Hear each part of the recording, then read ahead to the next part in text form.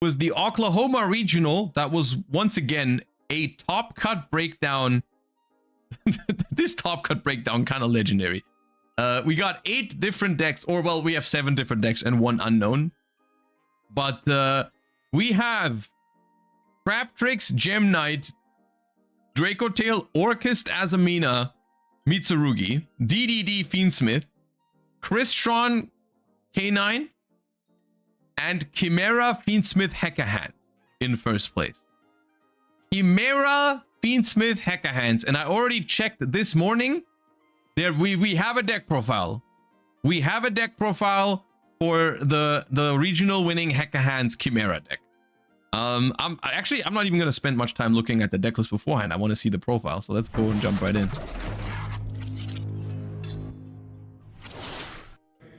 Bortle here at the OKC Regional, also Super Bowl Regional. My goodness, with first place winner himself, please introduce yourself to the world. My name is Carson Coit.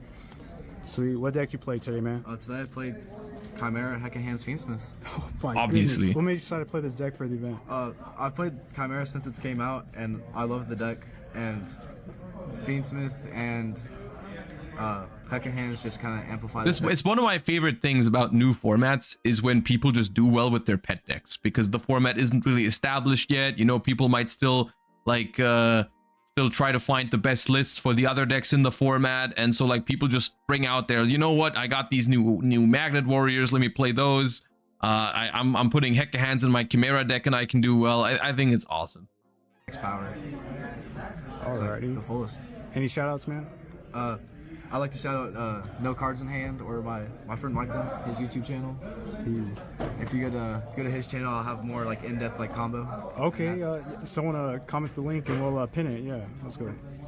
Anyways, let's get into the profile. Yeah. Without further ado, please show us the undefeated goo. Yeah, so we got 3 Codal, 3 Mirror Sword Knight, 3 Gazelle, All 1 right. Big Wing Berfomet, 3 Nightmare Apprentice, 3 Chimera Fusion. This All right, I know all of those.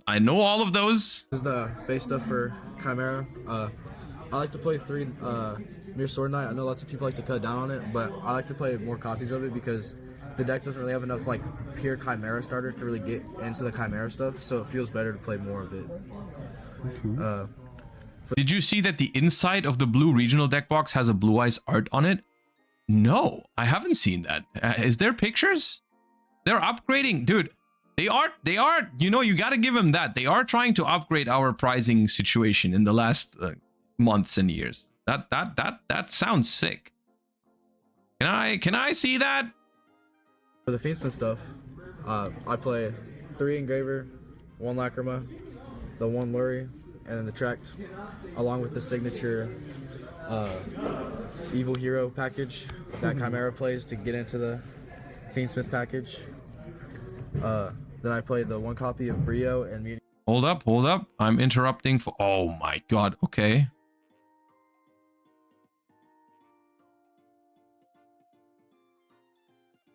It's kind of hard to see, but that does look sick.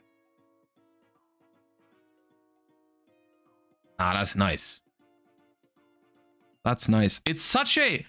like, in the grand scheme of things, it's such a small thing. But damn, that's cool. I like that. Okay, back to the profile. Muni Sky. Brio and Muni Sky. This card's broken. It just wins games, and Loose is just broken. It like pretty much protects Wave King Caesar, and that's just your win condition in the deck. Oh, okay, this picture is a lot better. Hold up. Yeah. Sorry to interrupt the profile again, but oh yeah.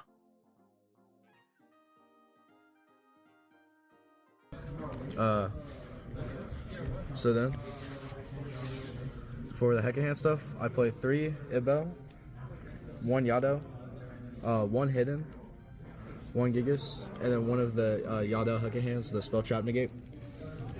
So, pretty much, this card... Okay, so both of these have an effect when they're sent to the graveyard, right? So in theory, they are solid fusion material as well for the illusion part of your fusions, right? And they are also, in theory, they should be okay discards for Nightmare Apprentice. Low-key, this deck is probably better if you cut these. Yeah, but I think that defeats the purpose of like new format. I want to play my favorite cards and stuff. I don't know. Maybe you're right. Card is But amazing because it gets you I don't know. Gigas on board for free to get into your Hecahands stuff, and its effect when sent to graves, reborning any Hecahands monster is just insane. This is only played mainly because going into games 2 or 3, if I know I'm going first, this helps like set the second spell trap, which if you have both the Hecahands counter traps, you most likely will just win the game. The Hecahands counter traps are really broken. The Hecahands counter traps, it's a shame that it's kind of like reliant on playing main deck trap cards that are kind of bricky to draw and ultimately are just omni negates, but they are really strong. And then for the non-engine, I only played 3 Ash, 3 Fua, 1 triple tactics talent, a called by, and a 2 droplet. I guess this is where this deck is lacking a little bit, because it's very engine heavy, right? We're playing the full Chimera package, we're playing a Fiendsmith package, and we're also playing a relatively large Hecahands package as well. So we only have 10 non-engine, which isn't the worst, but is also not much. I feel like I didn't really need too much. The called by just kind of stops. It is also the format right now that does not require that much non-engine, which is a good thing in general. I think decks like Draco Tail and Radiant Typhoon, while they are really strong decks, they don't require you to draw like 4 hand traps to have a chance of playing. So in general, I've been noticing that there's like more decks doing well that don't play like 20 non-engine, right? It's definitely okay, this format, to be around the realm of like maybe 10 to 15, and focus more on consistency and engine, generic which is traps. Nice. Talents, I actually did not see this card at all today, but I mean, it helps draw too, or since I'm playing Hecahands, you could take control of their monster and then use an illusion plus their monster to make their the Hecahands fusion. And then Fua, Ash stops Charmies, and Fua obviously just draws cards, and that's amazing, this format. Sweet.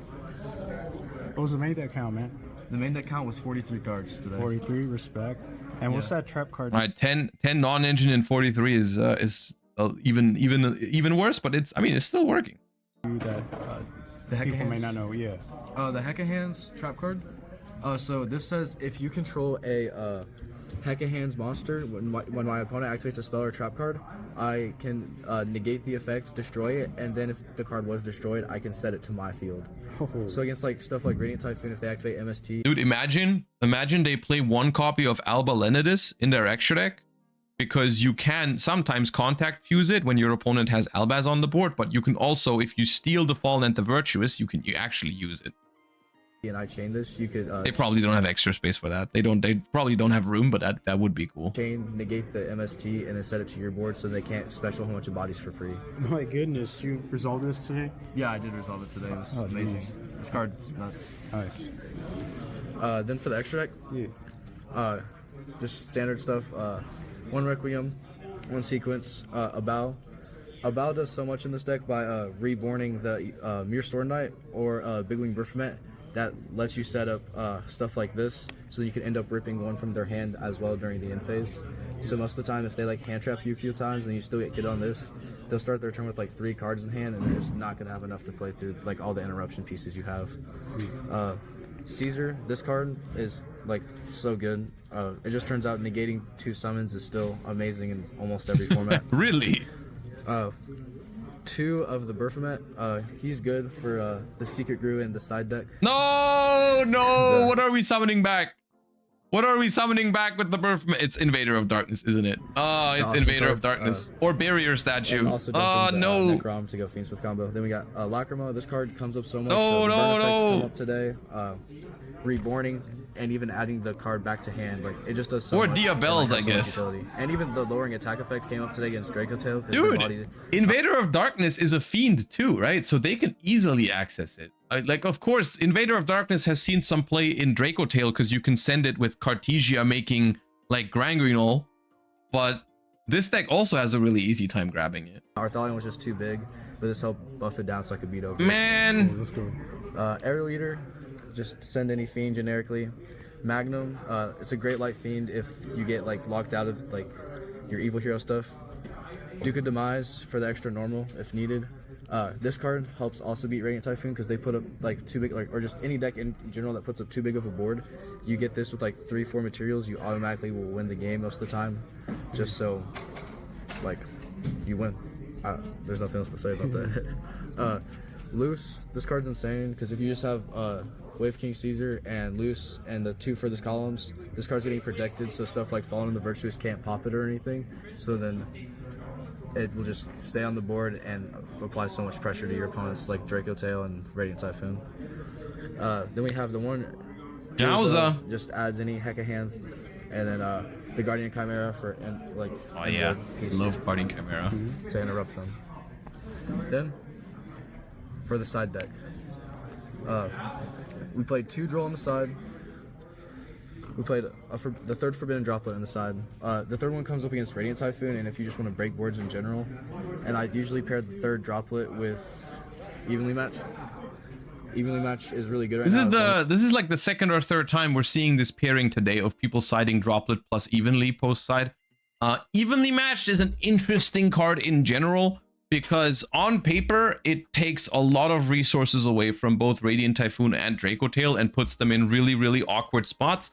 The problem with this card is, of course, that they both have ways to beat it, right? Like in the case of Draco Tail, they often summon Sanctifier, and in the case of Radiant Typhoon, they have MSTs that can technically negate the card.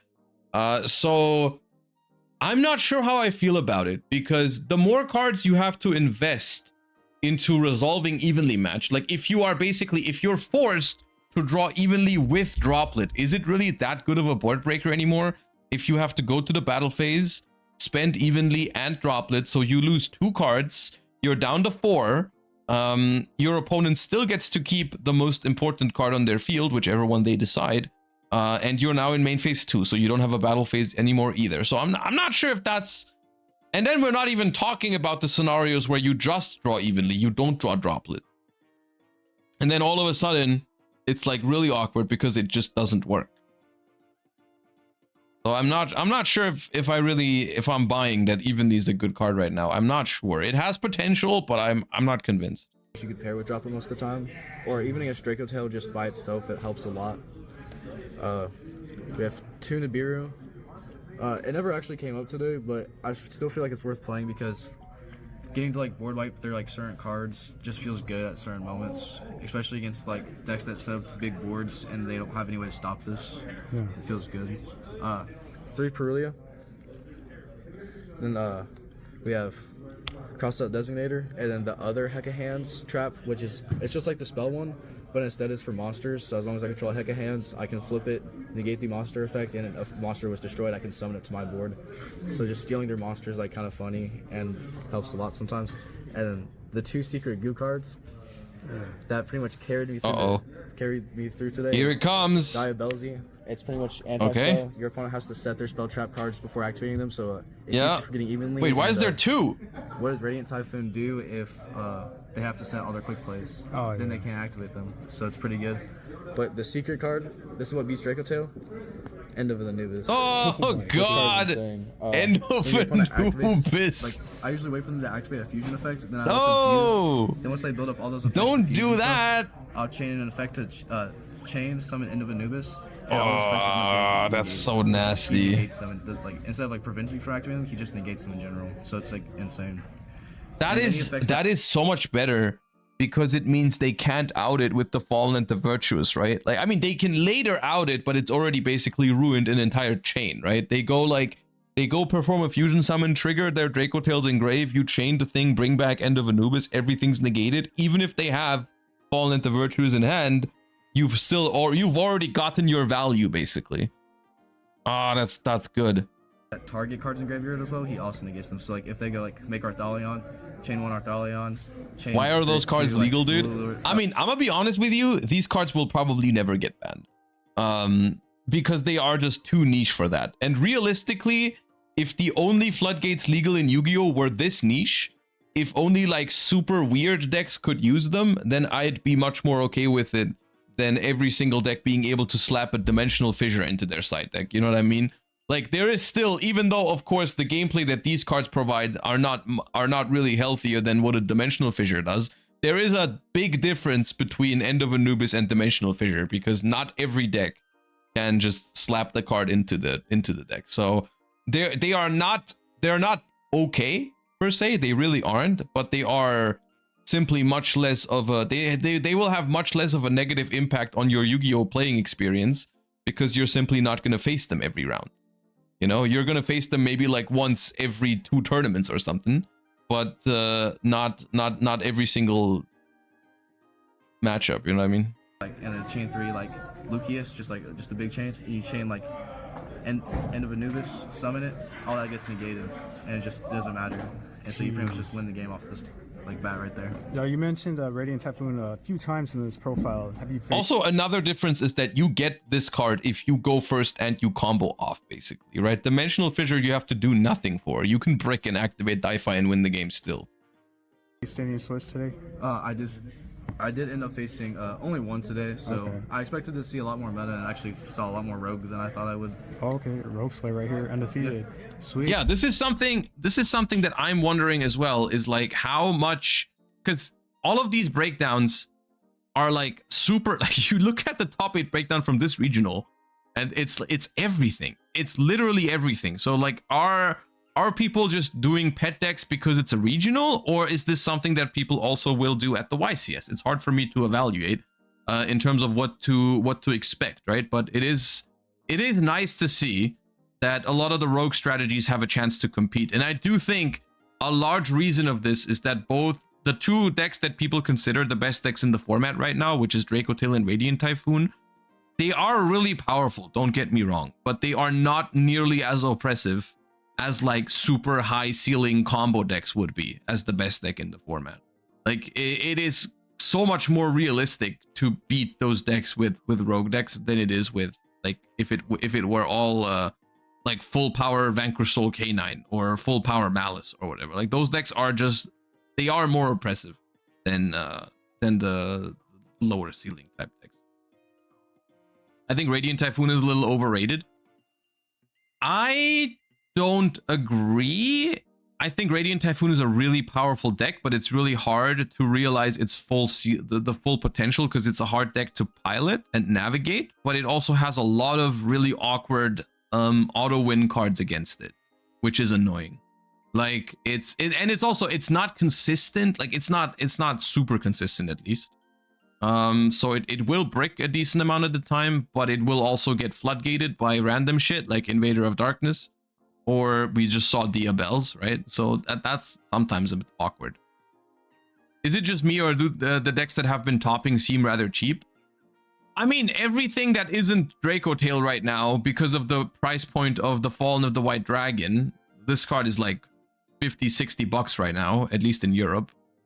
So that's driving up the price. But no, like the Hecahands is 200, the DDD is 100. Like the prices are still fine, except for like the everything that needs to fall at the White Dragon. Wow. Even Dracotail is not that bad. I think with where we are right now, I think a $500 deck is still a pretty big step in the wrong direction for the affordability of the game. Like, yes, sure, I know there's been times where the decks were even more expensive than that, but compared to what we had before Burst Protocol, that's still like not great to see, you know. I guess we'll see how this develops though, because once again, prices are probably subject to change once the 300th YCS is done. And I also do think the Fallen of the White Dragon is gonna go down a little bit after the YCSs are done, and once people realize most of the people are actually playing 2 copies and not 3. So I think it's hopefully gonna get better, but realistically, this is the price that we pay for the fact that Burst Protocol is a good set for vendors again, finally, right? That is the downside, right? Like we've been talking about this all year, last year, that Burst Protocol, that the main sets were all not great in terms of value for the vendors and the stores and locals. This set now, from what I can see, is really good. Burst Protocol has a lot of good chase cards that hold value at the moment. So it seems like it's finally a set again that's worth for stores to open. But it obviously, that is because the cards in there are expensive. So the only way this changes, this dynamic changes, in my opinion, is if they start doing the full art thing more often, and if that's a success. I think that's what I'm waiting for in this regard, because otherwise, I think the only solution is if they make high rarity cards that are not essential for tournament play. That is the solution for this, in my opinion. Oh yeah. Okay. Very, very interesting first week of Burst Protocol regionals, in my opinion. We see a lot of the things that we expected. We see Draco Tail doing well. We see less Radiant Typhoon than I expected, to be honest, but a lot of Draco Tail doing well. Vanquish Soul doing completely fine. Radiant Typhoon doing decent, even if it was maybe not as successful as predicted. But then we see a whole lot of Rogue, right? We see Branded, we see Hecahands, we see Magnet Warriors, we see Yummy, we see Crystron, we see Unchained, we see Mitsurugi, we saw Malice, we saw Mermail, Monarch, DDDs. Like, the format is still wide open. You know, it is established. Draco Tail, consistent deck, top tier contender for sure. Definitely expect to see it at the YCS. But besides Draco Tail and Radiant Typhoon and some Vanquish Souls, the rest of your tournament experience at the YCS is basically completely, it could be anything, I feel like. But yeah.